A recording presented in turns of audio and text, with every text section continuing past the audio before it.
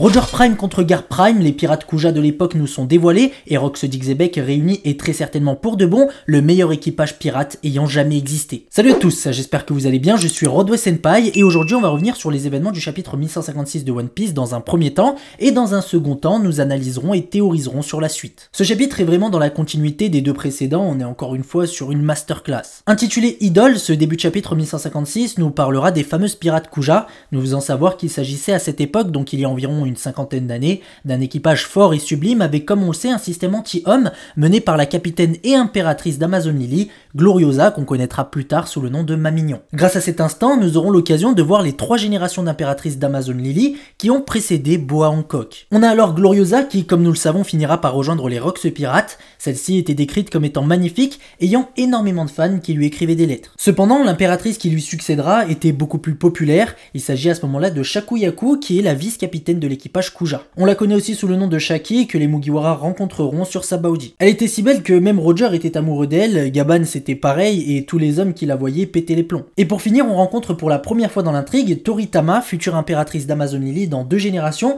donc après Shaki et avant Hancock. Cela veut donc dire qu'il s'agit de l'impératrice que Mamignon avait mentionnée lorsque celle-ci faisait savoir que l'impératrice avant Hancock était morte suite à un ouragan d'amour. Les pirates Kuja, après avoir pillé une île, vont croiser l'équipage de l'Euro Jackson. Pour être plus précis, il semblerait que Roger cherchait à pourchasser les Kuja dans le but de kidnapper Shakuyaku. En effet, on apprend que, tout comme la grande majorité des hommes, Roger était amoureux de la vice-capitaine Kuja, tandis que Gloriosa, elle, était folle amoureuse de Roger. Les pirates de Roger vont alors attaquer les Kuja, mais l'ensemble de l'équipage est sous le charme. Gaban va alors perdre ses forces face à Shaki et se faire démonter. Roger, lui, finira KO du premier coup. D'ailleurs, la scène est un peu triste pour Gloriosa qui constate que Roger n'a que Dieu pour Shaki, tandis qu'elle lui fait bien savoir ce qu'elle ressent. Heureusement pour sauver l'honneur, on remarque que Rayleigh, lui, reste impassible, un peu désespéré de l'attitude de ses camarades. D'ailleurs, c'est Shaki qui semble faire des avances à Rayleigh, ce qui confirmera ce sur quoi beaucoup doutaient entre Shaki et Rayleigh sur Sabaody. Face à cette cuisante défaite, les Kuja voleront les trésors de l'équipage de Roger, tandis que la marine arrive sur les lieux. Quand Roger apprendra que c'est le navire de Garp qui arrive, celui-ci, qui à la base voulait s'enfuir, changera d'avis et décidera de débuter un affrontement pendant que les Kuja, elles, prennent la fuite. Et donc à ce moment-là, un combat entre Roger et Garp chargé en haki des rois dont on n'aura pas l'issue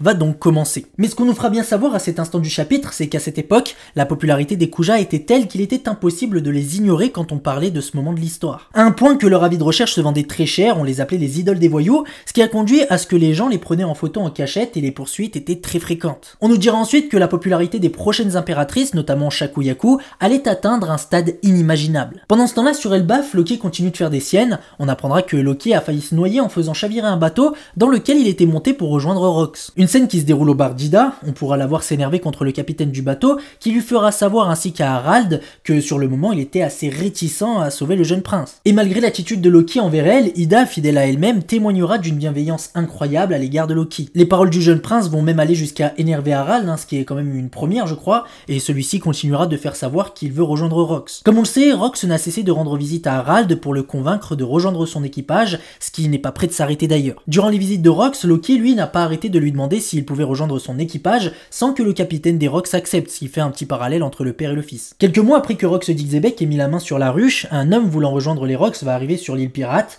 Il s'agissait d'un dénommé Kyo, un yakuza et rival de Shiki, qui sera connu plus tard sous le nom de Hache d'Argent. Maintenant que son équipage est à un pirate ou deux près au complet, Rox Dixebeck va une nouvelle fois faire part de son plan à ses hommes, notamment le fait qu'il aimerait s'emparer de 2 fruits du démon, l'un d'eux se trouvant probablement à Elbaf. L'info supplémentaire par rapport au chapitre précédent est qu'il a l'intention non pas de bouffer le fruit du démon, mais de faire en sorte que ce soit Harald qui le mange pour qu'il dévoile sa véritable puissance. Ensuite, Capitaine John, nouvel arrivant au sein de l'équipage, nous dira qu'il faut aussi trouver la Galela, une légende qui nous dit connaître. D'ailleurs, Charlotte Linlin, nouvelle arrivante aussi, fera savoir que malgré avoir activé son réseau d'information, elle n'avait rien trouvé sur ce groupe de géants détenus quelque part. Newgate émettra l'hypothèse tout à fait logique que ces géants sont très certainement tous morts, tandis que Strozen, le partenaire de Linlin, affirmera qu'il est impossible qu'ils reviennent à la vie. Babel, un pirate homme-poisson-chat, et nouveau dans l'équipage aussi, dira quelque chose de très vrai. En effet, même si la Galela s'avérait être encore en vie, celle-ci n'aurait aucune raison valable de les écouter. Et Kaido, qui semble être le dernier membre à être entré chez les Rox pirates, va proposer de forcer Harald à manger le fruit en question en le tabassant, la présence d'Harald étant nécessaire en tout point. Cependant, Rox ayant entendu les paroles de Kaido, le frappe violemment au visage et lui demande de respecter Harald, le considérant comme un bon ami. Sans les autres membres, Kaido se serait mesuré à Rox, même si je pense qu'il devait être réticent à affronter son capitaine. Mais en tout cas, ce qu'on constate, c'est que Kaido c'était vraiment le petit de tout le monde, de Rox, ça c'est sûr et certain, de Big Mom Tom qui l'a pris sous son aile, mais même du capitaine John qui l'appelle le petit nouveau aux cornes. Et c'est sur cette image où les Rox se sont tous réunis suivant leur capitaine qui leur promet donc de leur montrer à tous le sommet de ce monde que cette masterclass de chapitre 1156 s'achève. Il est désormais temps d'aborder la meilleure partie de cette vidéo, on va donc parler comme d'habitude des éléments les plus importants de ce chapitre, tout en analysant et théorisant sur chacun de ces éléments. Allons-y du moins important au plus important, et parlons d'abord des pirates Kuja qu'on a vu durant ce chapitre, notamment Gloriosa, Shakuyaku et Toritoma. La réputation qu'elles ont ne nous surprend absolument pas étant donné qu'on a tous pu constater de la puissance de Boa Hancock et de son équipage, sachant de plus que Boa Hancock est une détentrice du Haki des Rois. Cependant, à cette époque, il est fort probable que les Kuja n'ont jamais été aussi puissantes. Le fait d'avoir Gloriosa et Shaki dans la même génération de pirates Kuja équivaut sans doute à 2 Boa Hancock dans le même équipage pirate. Sans oublier que parmi elles, une troisième future impératrice est présente avec Toritoma, qui possède sans doute déjà une force qui traduirait son potentiel de future impératrice d'Amazon Lily. Et grâce au passé de Kuma, nous savons que Gloriosa avait la puissance requise pour rejoindre le plus puissant équipage pirate ayant jamais existé. Shaki, elle, a affronté Gaban puis Roger et les a terrassés, laissant des bosses sur la tête du futur roi des pirates. Évidemment, leur puissance a été nerf au vu du fait qu'ils étaient tous deux sous le charme de la future impératrice, mais tout de même, les Kuja sont des pirates et la beauté peut être un atout. En tout cas, heureusement qu'elles ne sont pas réellement leurs ennemis parce qu'elles auraient pu leur poser problème, même si la manière est différente de ce qu'on aimerait voir. Toujours avec les pirates Kuja, on apprendra avec l'arrivée de Roger que l'homme pour lequel elle a subi la maladie de l'amour était Goldie Roger et non pas Edward de Newgate comme on était nombreux à le penser. Et ceci ajoute donc un nouveau point commun entre Roger et Luffy. Car tout comme le futur roi des pirates, l'ancien roi des pirates, sans qu'il ne lui accorde aucune importance, n'ayant Dieu que pour Shaki, a fait tomber amoureuse de lui l'impératrice d'Amazon Lily de sa génération. Étant donné que Goldie Roger a eu un enfant non pas avec Gloriosa mais avec Port Cassidy Rouge, on peut donc réfléchir à l'avenir sentimental de Monkey D. Luffy et se demander si encore une fois celui-ci va s'accorder avec celui de Roger, nous faisant découvrir qu'il n'y aura plus tard aucun rapprochement avec l'actuelle impératrice Boa Hancock. Shaki, qui était bien plus populaire que Gloriosa, n'étant même pas encore impératrice, se désintéresse totalement des avances de ceux qui sont tombés sous son charme, mais porte tout de même un intérêt particulier envers le seul qui parvient à se contrôler face à elle, donc Silvers Rayleigh, qui plus tard vivra en compagnie de celle-ci sur Sabaody. En sachant cela, et maintenant que j'y pense, Eiichiro Oda semble mettre en avant le fait que l'ensemble des membres principaux des pirates de l'Euro Jackson, donc Roger, Rayleigh et Gaban, après donc leur retrait du monde de la piraterie, ont chacun pris le temps de trouver la femme de leur vie, avec Port Cassidy Rouge, Shaki et Ripley. Au vu du parallèle qui existe entre eux et Luffy, Zoro et Sanji, il est probable que ce soit donc le cas plus tard pour eux aussi. Pour en terminer avec les Kuja et plus précisément avec Gloriosa, j'aimerais qu'on se centre sur le pourquoi du comment elle a fini par rejoindre les Rox pirates. Grâce à l'arc Amazon Lily que Luffy a vécu seul, on sait que Mamignon, donc Gloriosa, a décidé, tandis qu'elle était encore l'impératrice d'Amazon Lily, d'abandonner son poste pour suivre un certain pirate. Sauf que grâce au passé de Kuma, on découvre qu'elle fait partie des Rox pirates, alors que celle-ci est amoureuse d'aucun des membres de cet équipage, étant folle de Goldie Roger. Pour expliquer qu'elle s'est retrouvée chez les Rox, il y a alors pour moi deux possibilités. La première, qui selon moi est la moins probable, c'est qu'elle a fini par tomber amoureuse de quelqu'un d'autre, un membre des Rox pirates, peut-être Newgate, qui collerait avec ses dires bien plus tard, s'agissant donc du fait qu'elle avait abandonné son titre d'impératrice pour suivre un pirate. Ceci pourrait aussi donner une explication sur le fait qu'elle semble avoir une certaine rivalité avec Miss Buckingham Stussy, qui elle aussi est amoureuse de Newgate. Ensuite, la deuxième possibilité serait que Rox, pour faire en sorte que celle-ci rejoigne son équipage, lui a promis de lui arranger un coup avec Roger ou un truc dans le genre, à condition qu'elle rejoigne les Rox. Franchement, c'est une éventualité que je trouve crédible, au vu du stratège que semble être Xebec, il faut s'attendre à ce qu'il soit renseigné sur chacun des pirates qu'il veut recruter. Parlons de Loki maintenant, qui, on le voit, est vraiment un enfant perturbé, il n'arrive pas à accepter que quelqu'un puisse tenir à lui. Depuis qu'on connaît Loki, on nous dit qu'il a toujours été seul et que personne l'aimait, mais j'ai l'impression que ça c'était seulement son ressenti, parce que dans la réalité des choses, on est loin de ça. Son père Harald l'aime sincèrement, il l'a prouvé, et face à cela, Loki était assez confus, et maintenant on a Ida qui clairement pourrait l'adopter s'il lui demandait. D'ailleurs, Ida, en repensant au fait que le jeune prince était seul, son père étant très occupé et sa mère étant décédée,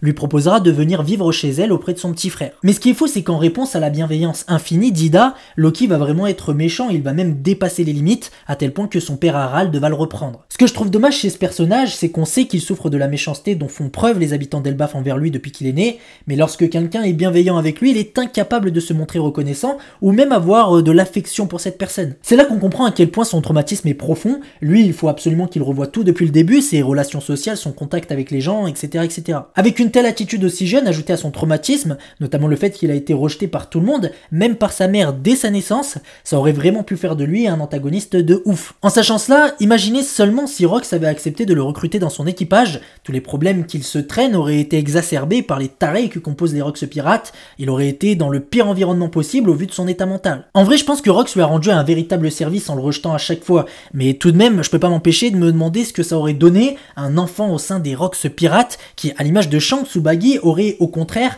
grandi dans un équipage rempli d'antagonistes. Dans ce chapitre, nous avons enfin pu avoir ce qui est presque l'intégralité de l'équipage des Rox pirates. Donc en plus de ce qu'on a vu dans le chapitre précédent, notamment avec Don Marlon, Ganzui et Ochoku, on va nous rajouter Charlotte Linlin, Kaido, Capitaine John, Strozen et Babel. On va aussi nous faire savoir qu'un certain Kyo, rival de Shiki et futur Hache d'Argent, avait l'intention d'intégrer les Rox pirates. J'aimerais qu'on se centre rapidement sur Babel, qui personnellement m'a intrigué. Babel fait partie des nouvelles recrues par rapport au chapitre précédent, et ce qu'on remarque, c'est que cet homme poisson-chat a des flammes autour du haut de son crâne. Et je pense qu'en voyant cela, on était beaucoup à se demander s'il n'était pas l'ancien détenteur du Mera Mera no Mi, ou Pyrofruit en français, détenu par Ace puis maintenant Sabo. Selon Jinbei, tout ce qui semble surnaturel en ce monde est sans doute lié à un fruit du démon, et on est d'accord que quelqu'un avec des flammes autour de sa tête n'est absolument pas naturel, d'autant plus qu'on parle d'un homme poisson. À cela, on va bien sûr ajouter le collier de perles que possède Babel, qui est similaire à celui que portait Ace autour de son cou, ceci pourrait évidemment être un clin d'œil de la part des Shiroda. Pour finir, le fait que Babel, ancien détenteur du Mera Mera no Mi, fasse partie du même équipage que Newgate, pourrait effectivement être une preuve supplémentaire,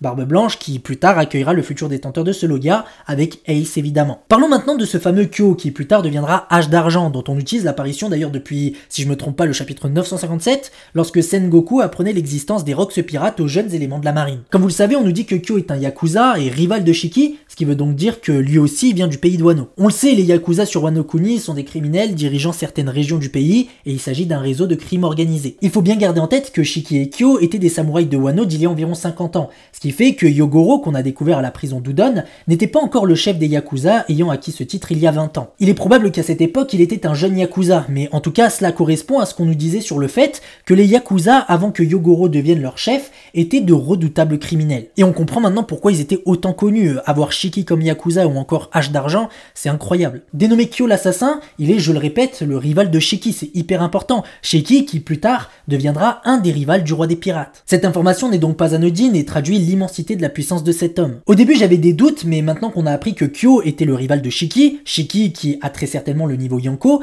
ce serait pas illogique de penser que celui qui deviendra plus tard Hache d'Argent est lui aussi niveau Yonko. On en vient maintenant à un de mes personnages préférés, le Capitaine John, qui, à cette époque, semble être l'égal de Newgate, Charlotte Linlin ou encore Shiki. Quand on nous a parlé des Rox pirates pour la première fois, je pense qu'on a tous fait pareil en établissant une espèce d'ordre de puissance entre les différents membres d'équipage. Et personnellement, je voyais à l'époque donc Rox d'Ixebec comme étant le plus puissant, logique, c'est le capitaine, du moins en règle générale c'est ça, si on oublie Baggy. Venaient ensuite ceux qui deviendront les futurs Yonko, donc Newgate, Linlin et Kaido. À ce moment-là, le seul autre membre à être de leur niveau serait assez logiquement Shiki, puis derrière eux venait Capitaine John, Gloriosa, Stussy, Hache d'Argent, Ochoku, etc., etc. Sauf que désormais, avec ce chapitre, cette idée que j'avais de la puissance de chacun a totalement été remise en question. Car en effet, comme je le disais, le Capitaine John semble être l'égal des futurs Yonko, et on va même le voir prendre Kaido pour son petit, ayant l'air de le narguer après que Kaido, la jeune recrue, s'est fait savater par Rox. Quand on voit ce que Kaido est devenu plus tard, on a du mal à imaginer que le Capitaine John l'appelait le petit nouveau aux cornes. Car en effet, à cette époque, Kaido c'est limite le moussaillon de l'équipage. Dès qu'il a eu son idée à propos d'Harald, notamment qu'ils avaient juste à le tabasser pour obtenir ce qu'il voulait de lui, Rox lui met un chassé dans la bouche et lui dit bien que s'il venait à redire une chose pareille, il le défoncerait. En vrai, c'est une dinguerie ce qui s'est passé. Kaido, qui deviendra la créature la plus puissante au monde, celui qui tuera le personnage principal de l'histoire, le genre de personnage à sauter de 10 000 mètres d'altitude sans qu'il ne soit ne serait-ce qu'égratigné après sa chute, s'est pris un chassé dans la bouche par Rox. On pourrait passer toute la journée à parler de la puissance de Kaido, et dans tous les cas, on sait tous que de voir Rox corriger Kaido pour ses dires à coups de savate dans la bouche est une véritable dinguerie. Et même si on voit que Kaido voulait se venger mais qu'il était retenu, on sentait qu'il était réticent à l'idée d'affronter Rox, on voyait la petite transpiration sur son front, et franchement ça se comprend. Et j'ai la forte impression qu'à ce moment-là, Kaido faisait partie des membres les plus faibles de cet équipage. Dans ce chapitre, j'ai remarqué quelque chose, je sais pas si vous avez fait attention, il s'agit de la tenue du pirate Ganzui. On aura l'occasion ici de le voir deux fois, lorsqu'il retient Kaido et à la toute fin quand on nous montre les Rox pirates au complet. Ce qu'on remarque, c'est son armure qui est identique à celle que portait un des généraux zombies de Gecko Moria dans l'arc Thriller Bark. Effectivement, rien n'avait été confirmé jusque-là, mais maintenant ça semble officiel, ce général zombie était bien Ganzui, le pirate contrebandier. Sa stature, sa longue barbe et désormais son armure nous le confirment presque officiellement. Avant de parler des éléments les plus importants, j'aimerais aussi qu'on s'arrête vite fait sur Strozen qui, depuis qu'il a rencontré Linlin lorsqu'elle a bouffé Mère Carmel et les enfants de la bergerie, ne l'a pas lâché. Lors de l'arc Wallcake Island, malgré son âge et son statut de cuisinier, Beige nous faisait quand même savoir qu'il était un bon combattant. Lorsqu'il a rejoint les Rox pirates aux côtés de Linlin, il était évidemment beaucoup plus jeune et donc nettement plus fort au combat. Et nous savons que le niveau au combat est le critère le plus important pour devenir un membre de cet équipage, à moins qu'on soit utile au plan de Rox. À mon avis, Streusen, en plus d'être un bon combattant, a aussi été conservé pour ses qualités de cuisinier, qui est indispensable pour le bon fonctionnement d'un équipage pirate. Il est d'ailleurs fort probable que chacun des membres des Rox pirates avait une utilité particulière à bord du bateau, comme des timoniers, des charpentiers, des navigateurs, etc. etc. Dans l'ordre, à une ou deux erreurs près, on a à l'initiative Rox Dixebeck, le capitaine, Edward de Newgate, qui j'ai l'impression a l'air d'être un genre de second, il deviendra plus tard un pirate légendaire, rival du roi des pirates et un des 4 empereurs des mers. Shiki, connu plus tard sous le nom de Shiki le Lion d'Or, Yakuza et rival du roi des pirates. Miss Buckingham Stussy, pirate de légende qui rejoindra les Mads, et mère de l'ancien corsaire Weeble, et amante autoproclamée de Newgate. Don Marlon, un pirate mafieux. Ochoku, futur maître de l'île des pirates, la Ruche. Ganzui, pirate de légende et contrebandier, qui fera plus tard partie des généraux zombies de Gecko Moria, aux côtés donc de Hache d'Argent et Capitaine John. Kyo l'assassin, un Yakuza rival de Shiki, qui sera connu à l'avenir sous le nom de Hache d'Argent. Charlotte Linlin, une des futurs empereurs des mers, connue plus tard sous le nom de Big Mom. Streusen, le partenaire de Big Mom depuis qu'elle a 6 ans et qu'elle a bouffé Mère Carmel et les enfants de la bergerie. Capitaine John, pirate de légende qui a laissé un trésor inestimable après sa mort. Babel, un homme poisson-chat. Kaido qui deviendra la créature la plus forte du monde. Kaido sans bête et futur empereur des mers. Gloriosa qui à cet instant n'a pas encore rejoint les Rox pirates, mais qui se trouve être l'impératrice d'Amazon Lily et capitaine des pirates Kuja à une époque où elles étaient particulièrement puissantes. Après vous avoir cité chacun des membres de cet équipage monstrueux, vous croyez vraiment que l'équipage de Roger, aidé de celui de Garp, aurait suffi pour les vaincre? Désolé, mais pour moi c'est impossible. Soit Imo est directement lié à la défaite des Rox pirates, ayant été directement allé sur place, soit à minima, elle a dû intervenir comme elle le fait en ce moment sur Elbaf. Et même avec ça, je trouve que c'est compliqué, franchement, attendez-vous à ce qu'il y ait un traître parmi les Rox pirates, pour moi c'est presque obligatoire. Ou alors peut-être qu'Imo, en intervenant, a corrompu certains des Rox, les poussant à affronter leur capitaine, comme elle le fait en ce moment avec Dory et Brogy. Ce qui est sûr, c'est que l'équipage est beaucoup trop boosté pour se faire dégommer simplement par les pirates de l'Euro Jackson, qui comptent seulement 3 personnes qui pourraient tenir tête aux membres de cet équipage, donc Roger, Rayleigh et Gaban. Et du côté de Garp, mis à part lui, et allez si on veut être gentil, Bogard, on connaît personne d'autre capable d'être à la hauteur. Mais bref, il est temps d'aborder maintenant le gros de ce chapitre, et commençons par le plan de Rox Dixebeck, qu'on connaît déjà à la base, mais dont on a eu quelques détails supplémentaires. Maintenant que celui-ci est devenu le maître de la ruche, il réitère son objectif, donc celui de s'emparer du monde, mais pour ça, il aura besoin de 2 fruits du démon, dont l'un d'eux se trouve selon lui, probablement sur Elbaf. Ça on le savait grâce au chapitre précédent, mais là on apprendra un élément supplémentaire du plan. En effet, il a l'intention de faire bouffer le fruit se trouvant sur Elbaf à Harald,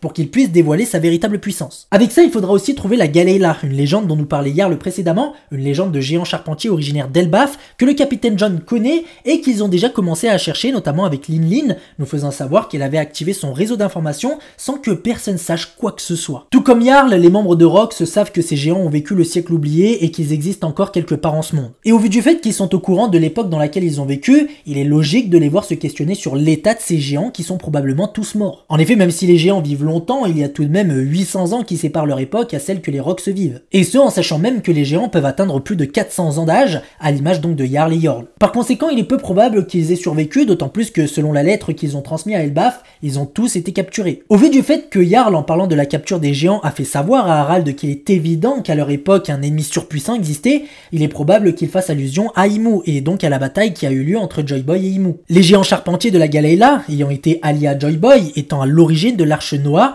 qui est donc gigantesque et qui n'a pas pu être construit par des charpentiers humains, ou même de simples géants charpentiers, sachant que la Galeila était aussi composée de géants antiques. Ils sont aussi très certainement à l'origine de l'arme antique Pluton, qui, on le sait, est un navire de guerre très avancé capable de destruction massive. Pourquoi ne pas se dire que Noah a été fait pour aider Joy Boy, et que c'est pour ça qu'ils ont été capturés par Imu, le but étant aussi de les empêcher de réparer l'arche Noah, qui, on le sait aussi, aura son importance dans la guerre finale de One Piece, qu'on a d'ailleurs pu voir dans les fresques qui accompagnent les textes du Halley. S'agissant de Pluton, il y a pour moi 2 possibilités. Soit elle a été construite par la Galeila dans le but d'aider Joy Boy, soit elle a été construite après leur capture, qui aurait eu lieu pendant la bataille qui opposait Imu et Joy Boy. Imu les aurait donc obligés à lui construire une arme pour vaincre Joy Boy. D'ailleurs, grâce aux récents événements à Elbaf, on sait qu'Imu, grâce à ses pouvoirs, peut corrompre n'importe qui pour les mettre sous ses ordres. Comme je disais, il est effectivement peu probable que ces géants aient survécu, à moins bien sûr qu'ils aient été emprisonnés dans de la glace, donc cryogénisés, ce qui, comme le permet cette technique de conservation, de garder des cadavres d'humains, d'animaux ou dans notre cas,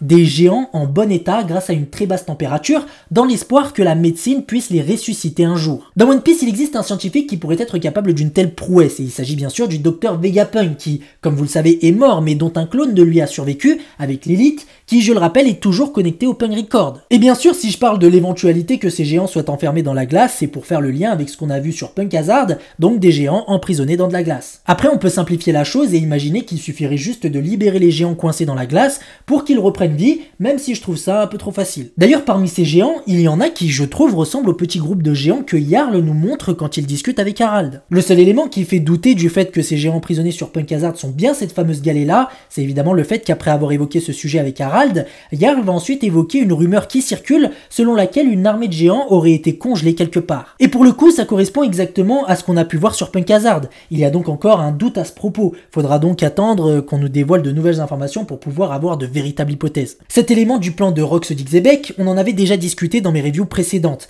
mais cette fois-ci, on a de nouveaux détails. En effet, Rox d'Ixebec a l'intention de faire bouffer à Harald l'un des 2 fruits dont il a besoin pour accomplir son objectif. Et ce détail donne davantage de crédit à ma théorie, disant que parmi l'un des 2 fruits que cherche Rox d'Ixebec, il y a le Ito-Itonomi modèle Nika, qui se trouve donc à Elbaf, et qui, pour moi, est le trésor de ce pays. Le peuple des géants connaissent le dieu du soleil Nika, et semble être lié à lui de quelque manière que ce soit. Je pense par exemple à la danse d'Harald lorsqu'avec Ida il parcourt le monde, ou encore le fait qu'Elbaf abrite les fameux textes du Halei, ainsi que la fresque qui va avec. En sachant cela, je pense que Rox d'Ixebec avait l'intention de faire manger à Harald le Ito-Itonomi modèle Nika, pour faire de lui le Luffy d'aujourd'hui, pour qu'il accomplisse la promesse de Joy Boy, faisant de lui la nouvelle représentation de Nika à l'image de Joy Boy il y a 800 ans, le seul capable de vaincre Saint Imu Nerona. Si Rox d'Ixebec est entré dans la chambre fleurie, a parlé à Imu et n'a pas cherché à l'affronter, c'est parce qu'il sait que personne d'autre à part celui qui éveillera le pouvoir du Ito-Itonomi ne peut battre le roi du monde. D'ailleurs, Rox précisera bien que c'est seulement lorsque Harald le bouffera que ce fruit dévoilera sa puissance, faisant allusion au fait que selon lui, il est l'élu. C'est là qu'on comprend que tandis que Goldie Roger était en avance de 20 ans sur son temps, Rox d'Ixebec avait quant à lui une 50aine d'années d'avance sur son époque. La véritable question, c'est comment Rox avait toutes ses connaissances, car là on constate qu'il connaît tous les secrets de ce monde. Il faut envisager la possibilité que Rox d'Ixebec, étant un Di, possède sans doute la capacité d'entendre la voix de toute chose. Peut-être qu'il a combiné son savoir à celui qu'il a appris des éléments qui lui parlent. Bon, comme vous l'aurez compris, pour moi Rox d'Ixebec voulait récupérer le fruit de l'humain modèle Nika, mais comme il nous le dit, il a un deuxième fruit dont il a besoin. Il reste quand même très mystérieux sur ce fruit, ou c'est peut-être parce qu'il ne possède aucune information sur celui-ci. Mais on est beaucoup à penser que ce deuxième fruit est le Yami Yami no Mi, celui que possède actuellement Marshall D. Teach. Ceci pourrait expliquer pourquoi rien qu'en le voyant, Teach est devenu fou à l'idée de s'en emparer. Si j'ai raison, il faudra s'attendre à ce que ce fruit du démon via Teach connaisse un éveil. On peut imaginer que face à un adversaire, l'empereur se fasse tuer, peut-être face à Shanks, on sait jamais, et qu'à ce moment-là, tout comme lorsque Luffy s'est fait tuer par Kaido, celui-ci éveille son fruit et révèle sa véritable puissance, qui, je le rappelle,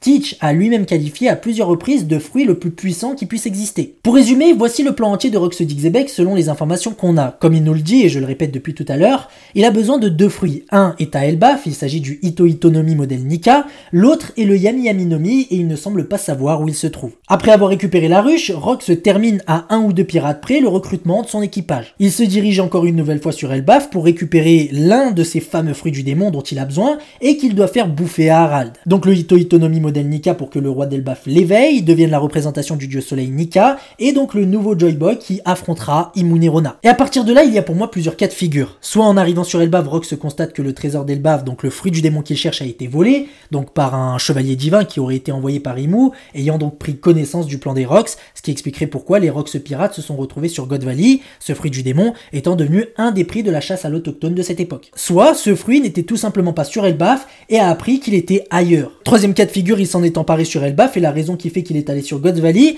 est parce qu'il a appris que le second fruit qu'il cherche, que je soupçonne être donc le Yami Yami no Mi, était un des prix de la chasse à l'autochtone se déroulant sur God Valley. Personnellement, je trouve que le premier cas de figure est vraiment le plus probable parce qu'étant donné qu'on sait que si Rox s'empare du fruit sur Elbaf, celui-ci fera en sorte que Harald le mange directement. Donc je pense que quand il est arrivé sur Elbaf, le fruit a disparu, volé par un des chevaliers divins. Ils ont fait en sorte d'en faire un prix de la chasse à l'autochtone dans le but d'attirer Rox sur God Valley pour lui tendre un piège. Un plan orchestré par Imu qui, depuis qu'elle a rencontré Rox dans la chambre fleurie, n'a qu'un objectif, c'est l'éliminer. Ceci rejoint ma théorie où je disais que Rox n'a pas pu être éliminé par Roger ou même Garp. Déjà, ces deux personnages ne sont pas du genre à éliminer quelqu'un. Roger bat ses ennemis, il les surpasse, et Garp, pareil, il les surpasse, mais surtout les arrête. C'est pas des assassins. Sans oublier que dans le flashback de Kuma, lorsque Rox et Roger s'affrontent, il n'y a pas l'air d'avoir vraiment d'animosité entre ces deux personnages au point qu'ils s'entretuent. J'ajouterais même qu'à God Valley, le calme dont fait preuve Singe Garcia Saturn, malgré la situation catastrophique, est curieuse, alors que sur Egghead, on l'a vu paniquer pour moins que ça. Tout ça pour dire que Rox Dixebek a été piégé sur God Valley, ça ne fait pour moi presque plus aucun doute. Pour en revenir au plan de Rox, s'il n'avait pas été stoppé sur God Valley, celui-ci aurait récupéré le Ito Itonomi modèle Nika, serait retourné à Elbaf pour que Harald le bouffe. Je sais pas comment il aurait fait pour le convaincre de le manger, peut-être qu'il en serait venu à l'obliger en l'affrontant, ou peut-être qu'il en serait venu à le manger lui-même se résignant. Il serait ensuite parti à la recherche du Yami Yami no Mi, donc le deuxième fruit qu'il cherche. Après avoir mis la main dessus, il se serait sérieusement mis à chercher la Galeila. Et à ce moment-là, il se serait peut-être retrouvé sur Punk Hazard, même si à cette époque, l'île n'était pas du tout ce qu'elle est aujourd'hui. D'ailleurs, c'est à se demander si les géants enfermés dans la glace n'ont pas été déplacés ici au fil du temps. Après ça, le plan de Rox reste flou, même si on sait qu'il avait l'intention de devenir le roi du monde, il est difficile de s'imaginer qu'il aurait été à la base de la guerre finale de One Piece. Mais il est clair qu'il n'aurait pas pu accomplir son rêve sans Harald, parce qu'il semble bien avoir remarqué que tout comme Joy Boy le voulait, le rêve d'Harald était que les géants soient libres d'aller où ils veulent dans le monde, sans qu'ils ne soient discriminés par les autres peuples. Et pour ça, sa diplomatie consistait à être bienveillant avec les peuples qu'il rencontrait, il voulait en apprendre sur eux et partager son savoir avec eux. Harald était celui qui s'ouvrait aux autres et était de plus en plus influent. Il réunissait les peuples, ce que le gouvernement mondial s'efforce à ne pas faire,